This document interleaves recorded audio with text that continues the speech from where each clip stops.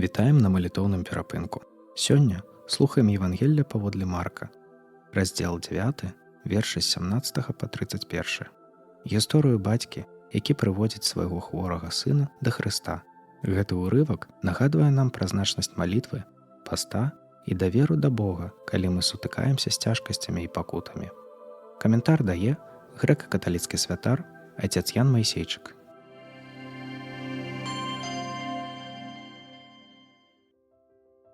І адказваючы, адзін з натоўпу сказаў: «Настаўнік, я прывёў да цябе сына майго, які мае духа нямога. І ён, дзе схопіць яго, кідае яго на зямлю, і ён пеніцца і скрыгоча зубамі ды пруцянее. І я казаў вучняў тваім, каб выгналі яго, і яны не здолелі. Ён жа, адказваючы яму, гаворыць: О, пакаленне бязвернае, як доўга буду з вамі, як доўга буду цярпець вас, прывядзіце яго да мяне. І прывялі яго да яго. І, убачыўшы яго, адразу дух тузануў яго, і ён упаў на зямлю і качаўся, выпускаючы пену. І спытаўся ён у бацькі ягонага: як даўно гэта зрабілася з ім? А ён сказаў: ад дзяцінства. І шмат разоў кідаў яго ў агонь і ў ваду, каб яго загубіць. Але калі што можаш, дапамажы нам, злітаваўшыся над намі. Ісус жа сказаў яму: калі можаш верыць, усё магчыма таму, хто верыць. І адразу загаласіўшы, бацька хлопца сказаў праз слёзы: веру, Господі, дапамажы майму недаверству. Ісус, убачыўшы, што збіраецца натоўп, забараніў духу нячыстаму, кажучы яму: духу нямы і глухі, я загадваю табе, выйдзі з яго і больш не ўваходзь у яго. І той, закрычаўшы і моцна тузануўшы яго, выйшаў. І ён зрабіўся як мёртвы, так што многія гаварылі, што ён памёр. Але Ісус, узяўшы яго за руку, падняў яго, і ён устаў. І калі ўвайшоў у дом, вучні ягоныя ўжо адны пыталіся ў яго: чаму мы не змаглі выгнаць яго? І ён сказаў ім: гэты род ніяк не можа выйсці адно толькі праз малітву і пост. І выйшаўшы адтуль, праходзілі праз Галілею. І ён не хацеў, каб хто даведаўся, бо навучаў вучняў сваіх і гаварыў ім, што сын чалавечы будзе выдадзены ў рукі людзей і заб'юць яго, але забіты праз 3 дні ўваскрэсне.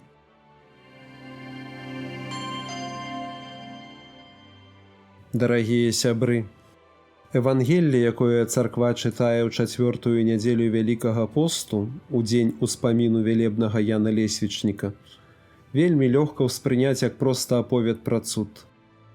Хлопец апанаваны злым духам, бацька просіць дапамогі, Ісус выганяе духа.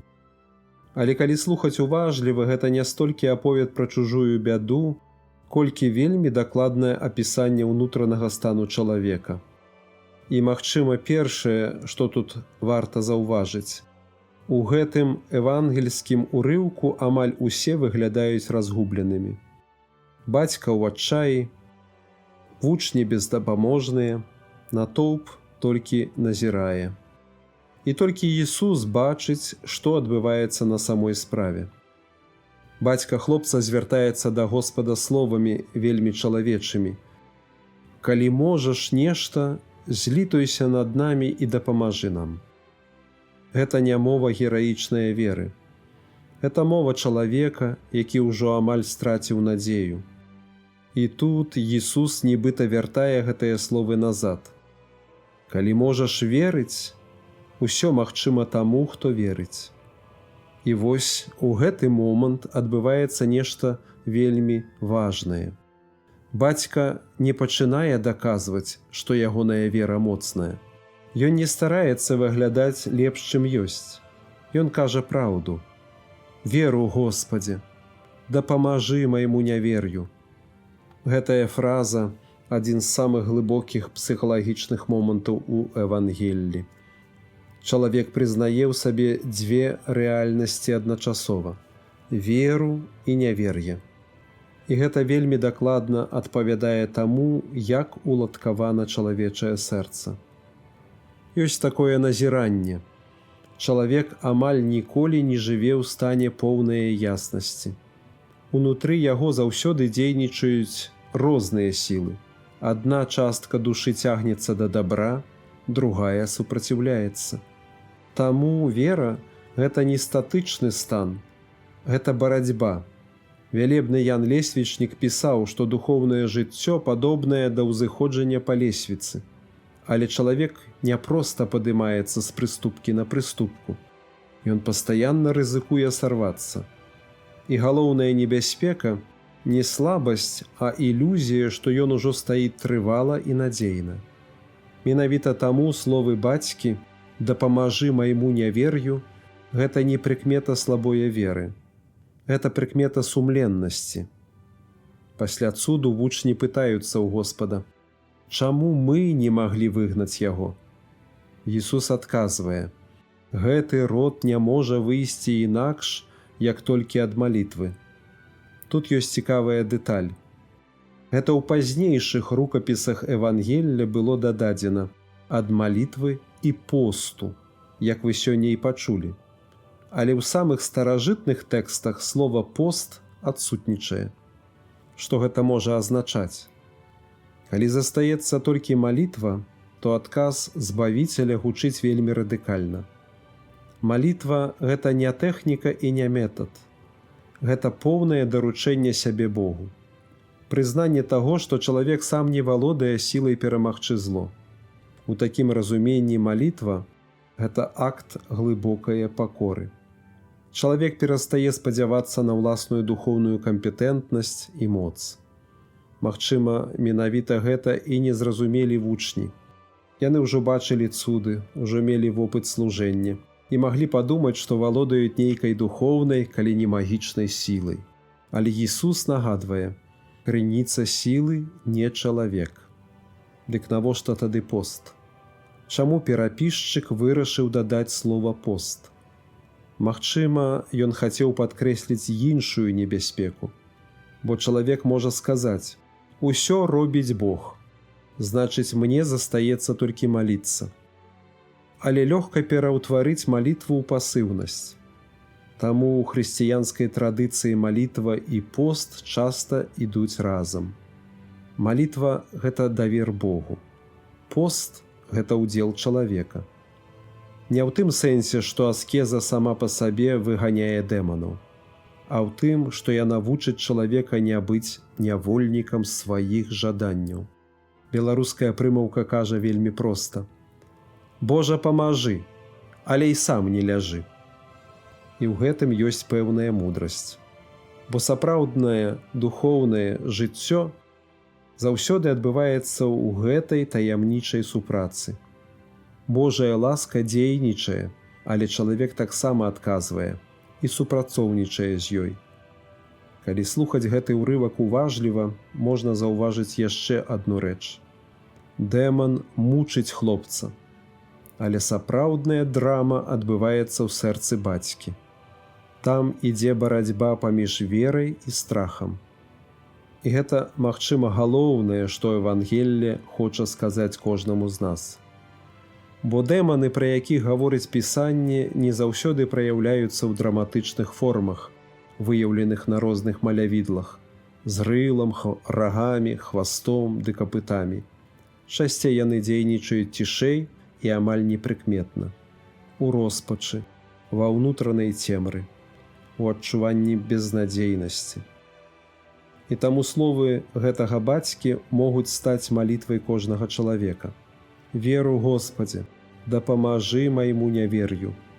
Магчыма, менавіта з такой сумленнай малітвы і пачынаецца сапраўднае ўзрастанне па той лесвіцы, пра якую пісаў вялебны Ян Лесвічнік.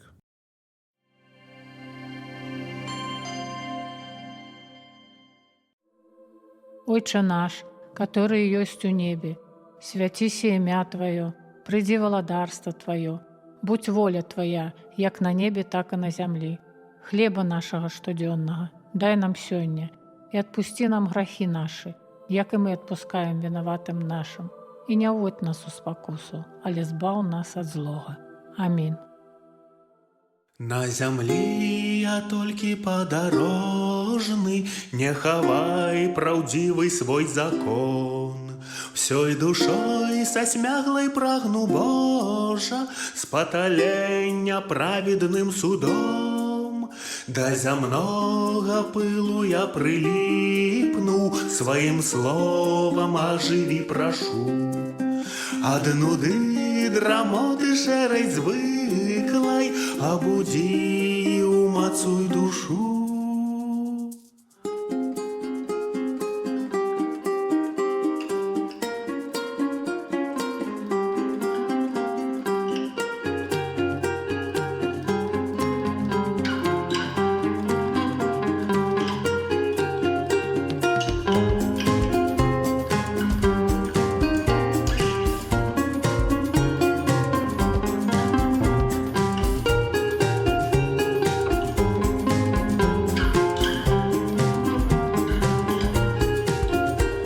Солодкое слово Твое, слово у темры святло, светоч для ног на стяжине, мой Бог. Солодкое слово Твое, солодкое слово Твое, слово у темры святло, светоч для ног на стяжине, мой Бог. Солодкое слово Твое. Твой закон гучаў нібыта песня, калі ноччу збіўся я з дарог. Памяць імя Твоё воскресла, быццам скарб я Твой закон збярог. Даражэй за золата і срэбра слова з вуснаў, Господи, Твоих. Твои руки мне сляпили сердце, Божа, розум тьмяный проясни, и тады я навучаться буду спасцігаць закон праўдзівы Твой. Прагне сэрца збаўчага прысуду, Твайго слова прагну ўсёй душой. Я раней, чым цемра развіднее, пільнымі вачыма ўначы. Твоё слово, Божа, ў захапленні сузіраю, думаю аб ім.